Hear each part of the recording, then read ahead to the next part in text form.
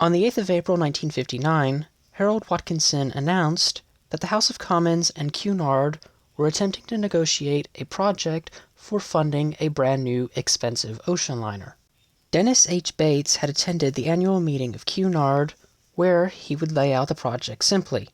Faced with the overwhelming odds of ever-increasing governmental subsidies to our competitors on the score of national prestige, your board have decided it is impossible to continue under such unequal and unfair competition to free enterprise.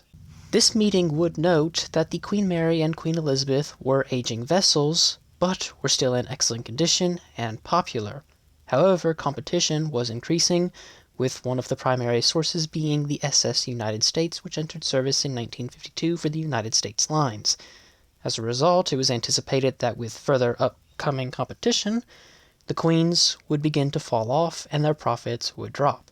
So, a replacement was seen as necessary.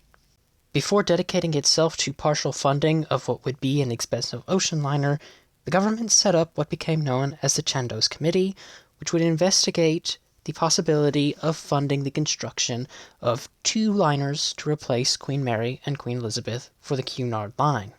On the 1st of June 1960, the Chandos Committee reported to the government the findings of its inquiries, where it recommended that the government support Cunard in funding a 75,000-ton ocean liner with a service speed of 29.5 knots and a maximum passenger carrying capacity of 2,300 people. This project was anticipated to cost approximately £30 million for one ship, and as a result, the government loan would cover £18 million with low interest return. On the 10th of October 1960, the Minister of Transport, Ernest Marples, announced that the government was happy with the findings of the Chandos Committee and would supply the £18 million loan. However, right away there was stiff opposition from members of Parliament, members of Cunard's board, including Chairman Sir John Brocklebank, and members of Cunard's shareholders. This project, which was named Q3, was essentially calling for a ship that was an evolution of the former Queen Mary and Queen Elizabeth. It was anticipated to make most of its profit running the transatlantic route. It was recognized that in the late 1950s, air travel was starting to overtake ocean liners, and by the time 1960 rolled around, in the profitable season, summer, travel was split roughly 50-50 between ships and aircraft. However, during down seasons, particularly winter, most travel was conducted through aircraft. During down seasons, these large ocean liners were utilized for cruising, which they were not designed for and were not very suitable for, and so they were not particularly efficient in that role.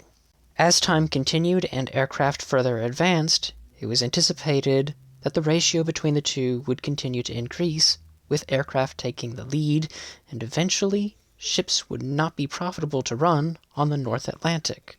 And so, Cunard would have to begin to divert its company's operation towards cruises.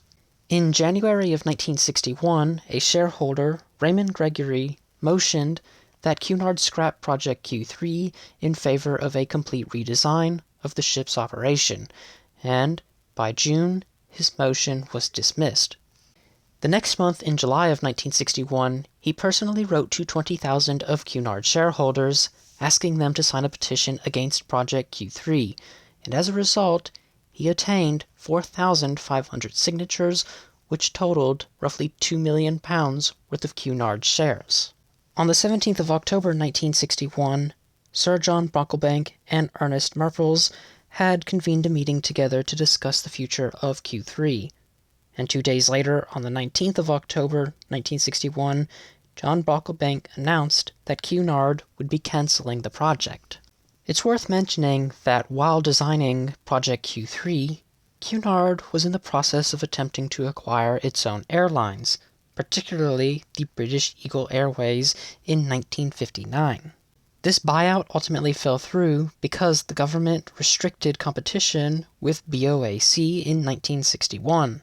The same year, Project Q3 was cancelled, and as a result, Cunard and BOAC began negotiations, eventually creating a contract that resulted in the BOAC Cunard Company, which was to operate the principal British flag air service over the North Atlantic. Cunard would have 30% of the shares. BOAC Cunard began operation in 1962, and over the period of the upcoming years, both companies would enjoy increased profits.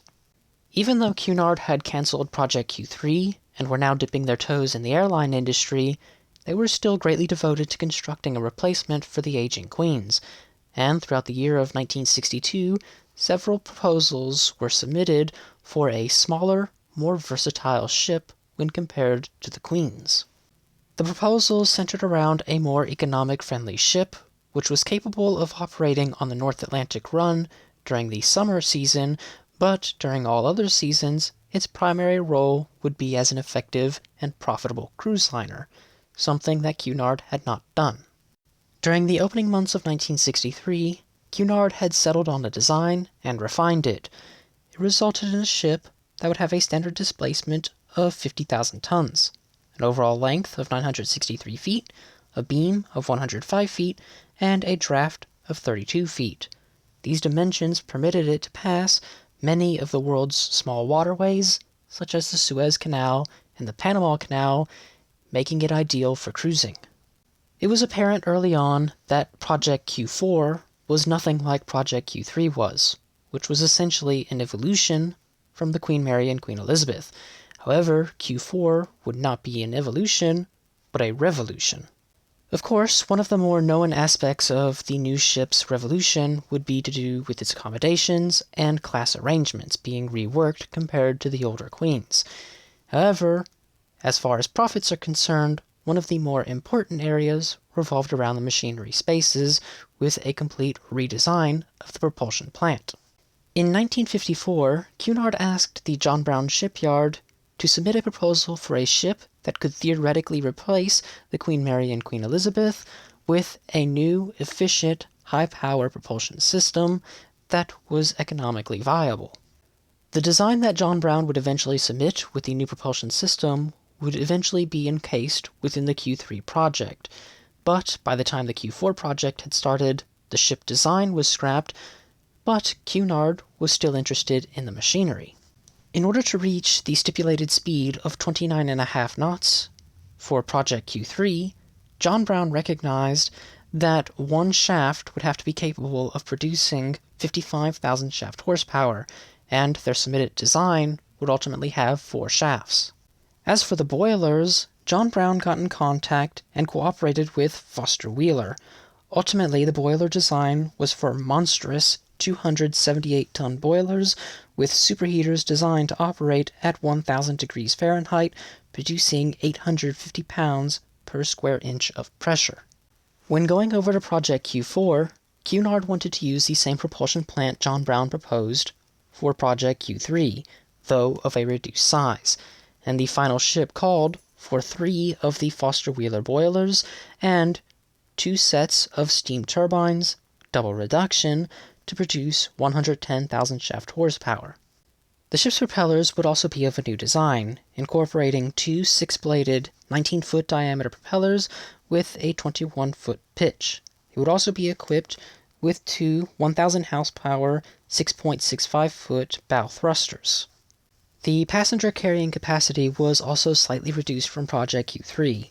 The new vessel would be capable of carrying 1,900 passengers plus 1,015 crew, making for a total of 2,915, though, for lifeboats, a total capacity of 3,672 was supplied.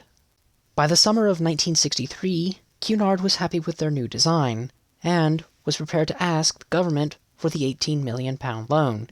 However, they were informed that the loan had expired and they would have to reapply. They promptly did so, and the new loan they were approved for was for a total of £17.6 million. With the new loan having been approved, on the 9th of September 1964, Cunard requested shipyards to send tenders for the cost and time of construction of Q4. All tenders had been submitted by the 30th of November 1964, and by the 30th of December 1964, Cunard announced that John Brown had won the contract, quoting construction at £25.427 million, with a delivery date of May 1968. As a result, hull number 736 had its keel laid down on the 5th of July 1965 at the John Brown shipyard. The hull would be launched on the 20th of September 1967 and accepted by the Cunard Company on the 20th of April 1969 as Queen Elizabeth II. It would begin its maiden voyage on the 2nd of May 1969. Queen Elizabeth II was a massive leap for the Cunard line.